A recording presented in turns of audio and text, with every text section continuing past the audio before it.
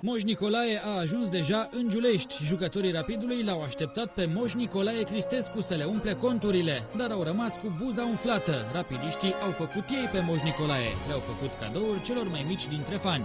E greu, vezi ce Moș la Rapid, e bogat. Are bani. Aveți răbdare. E pe drum, e pe drum. Am plecat din Finlanda. Au pană, reni. Moldovan a fost cel mai atent la micuți. Ar putea să mai găsească puști pentru grădinița Rapidului. Moș Nicolae e pregătit bine în Giulești. S-a îmbrăcat în alb și vișiniu. În alb și vișiniu și așteptăm și pe noi, pe Moșul. Moș Nicolae. Sper vine toți trei, însă sunt puține șansele. Micii rapidiști n-au prins anii de glorie din Giulești și le-au pus întrebări capcană alb-vișiniilor. Și noi am câștigat cupe. Dacă veți ajunge și voi în sfârșit în Liga 1.